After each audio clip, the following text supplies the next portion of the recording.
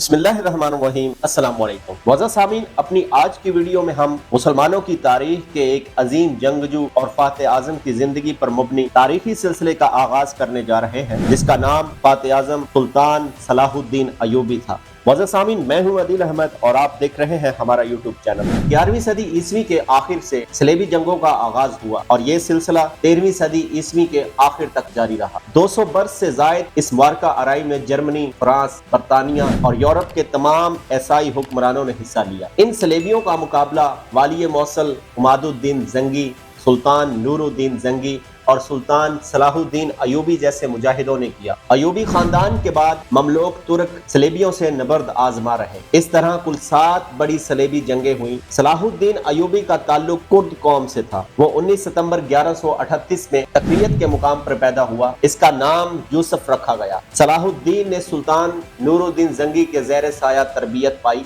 1160 में जब सलेबियों को सलाहुद्दीन ने मिस्र से निकाल बाहर किया तो खलीफा अल आज़िदुद्दीनुल्लाह ने यूसुफ को मलकुल नासर सलाहुद्दीन अय्यूबी का नाम अता किया। इस वक्त सलाहुद्दीन अय्यूबी की उम्र 22 साल थी। सुल्तान नूरुद्दीन जंगी की तरह सुल्तान सलाहुद्दीन अय्यूबी को भी बैतुल मुक़द्दस से इश्क था। बैतुल मुक़द्दस यहूदियों, ईसाइयों और मुसलमानों के लिए खास अहमियत का हामिल शहर है। यहूदी इसे यूं मुक़द्दस समझते हैं कि यहाँ हजरत सुलेमान अलैहिस्सलाम ने अजीमुश्शान इबादतगाह हैकल सुलेमानी बनाई थी। ईसाई इसे इस तरह अहम जानते हैं कि यहाँ पर हजरत ईसा अलैहिस्सलाम ने तालीम व तबलीग का सिलसिला जारी रखा था। और मुसलमानों के लिए ये शहर इसलिए मुक़द्दस है कि इस किबला अव्वल से सरवर कौनैन आ हजरत मोहम्मद सल्लल्लाहु अलैहि वसल्लम ने सफरे मिराज किया था। मुअज़्ज़ज़ सामीन, 638 में खलीफा सानी अमीरुल मोमिनीन हजरत उमर रज़ी अल्लाह अन्हु ने बैतुल मुक़द्दस फतह किया। इस फतह के नतीजे में मुसलमान और ईसाई यहाँ पर पुरअमन तौर पर रहने लगे। यहूदी,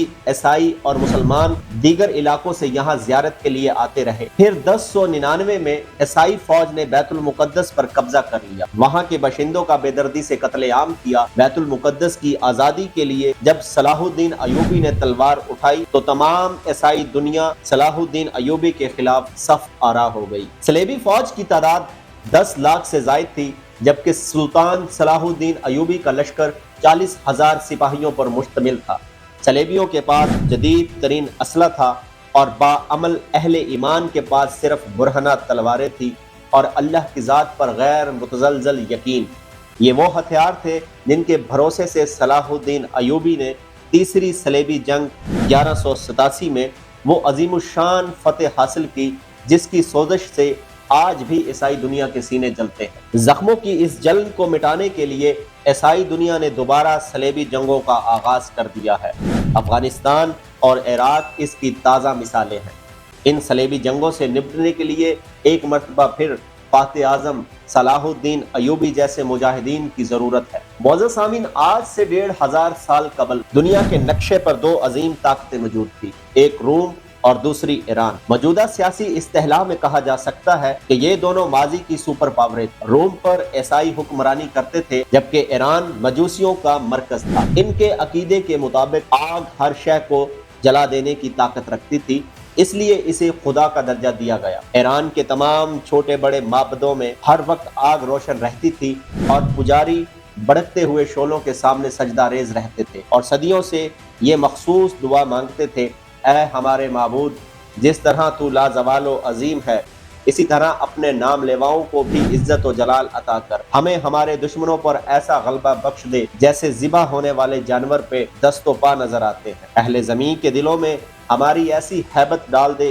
कि वो सोते में भी हमसे खौफजदा रहे और दरे फुश काव्यानी को इतना बुलंद कर कि वो आसमां को छूने लगे। मुअज़्ज़ज़ सामीन, दरे फिश काव्यानी आतिश परस्तों का मुकद्दस परचम था। ईरानी अफवाज और अवाम इस बात पर पूरा यकीन रखते थे कि जिस मैदान जंग में ये मुतबर्रक झंडा लहराएगा वहाँ दुश्मन शिकस्त फाश से दो चार होगा और मजूसियों को अजीमुशान फतह हासिल होगी। फिर जब इस्लाम की शक्ल में हक नमूदार हुआ तो बातिल फरार हो गया। मुकद्दस परचम उठाने वाले हाथ काट दिए गए और दुरे फिश काव्यानी, जिसे फतह और नुसरत का निशान समझा जाता था, बदबख्ती की अलामत बनकर इस तरह खाक में मिल गया कि इसका एक तार तक बाकी ना रहा।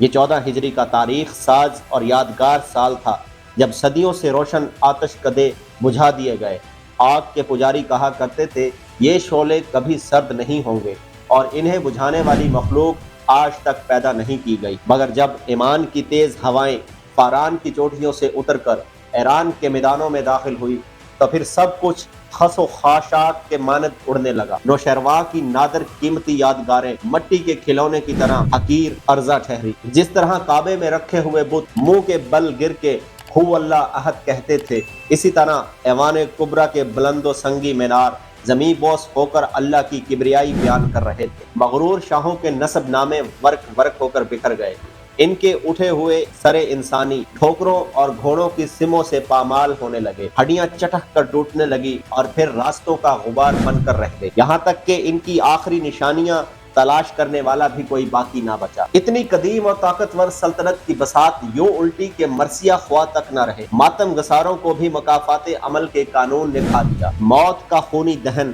اپنے پورے طول و عرض کے ساتھ کھلا ہوا تھا اور ایران کی فضاؤں میں بہت دن تک یہ ہولناک صدا گونجتی رہی ہے کوئی اور، ہے کوئی اور۔ پھر جواب میں وقت کے نقیب نے پکار کر کہا، کوئی نہیں سوائے اللہ کے۔ یہ آواز سنتے ہی حضور اکرم صلی اللہ علیہ وآلہ وسلم کے محترم ماموں اور لشکر اسلام کے سالار حضرت سعد بن ابی وقاص رضی اللہ عنہ کی شمشیر اپنی نیام میں چلی گئی اور نہ جانے کتنی راتوں سے قرب کے عالم میں جاگنے والے امیر المومنین حضرت عمر فاروق رضی اللہ تعالی عنہ کو قرار آ گیا۔ یہ تھا جنگ قادسیہ کا مختصر سا حال جس نے ایرانیوں کی کمر توڑ کر رکھ دی تھی اور شہنشاہ یزید گرد کسی زخمی بھیڑیے کی طرح اپنی ہی زمین پر پناہ ڈھونڈتا پھر رہا تھا۔ اہل ایمان کی یلغار جاری رہی یہاں تک کہ مجاہدین اسلام کے گھوڑوں نے مدائن، خوزستان، آہوز، نہامن، اصفہان، ہمدان، رلے، کرمان، سستان اور خراسان کو روند ڈالا۔ شہنشاہ یزید گرد فرار ہو کر ترکستان چلا گیا۔ مسلم سالار حنف بن قیس رضی اللہ عنہ نے ایران کا سارا خزانہ مال غنیمت کے طور پر امیر المومنین کی خدمت میں مدینہ منورہ بھیج دیا۔ زور و جواہر کے اس انبار کو دیکھ کر حضرت عمر رضی اللہ تعالی عنہ رونے لگ گئے۔ پھر آپ نے مسجد نبوی صلی اللہ علیہ وآلہ وسلم حاضر ہو کر اہل ایمان کے اجتماع سے خطاب کرتے ہوئے فرمایا، معبود حقیقی کے نام لیواؤں کو خوشخبری ہو کہ آج مجوسیوں کی سلطنت برباد ہو گئی ہے۔ اب ان کے ملک کی زمین کا ایک بھی ٹکڑا ان کے قبضے میں نہیں رہا۔ خوب جان لو کہ اب آگ کے پجاری وحدہ لا شریک کی عبادت کرنے والوں کو کسی قسم کا نقصان نہیں پہنچا سکتے، اور یہ بھی سن لو کہ اللہ تعالیٰ نے ان کی زمین، ان کے ملک اور ان کی دولت کا وارث تمہیں اس لیے بنایا ہے کہ تمہاری آزمائش کی جا سکے۔ خبردار تم اپنی حالت نہ بدل لینا، ورنہ اللہ بے نیاز ہے، وہ تمہاری جگہ دوسری قوم کو بدل دے گا۔ مجھے اس امت کے لیے خود اس کے افراد سے خوف ہے۔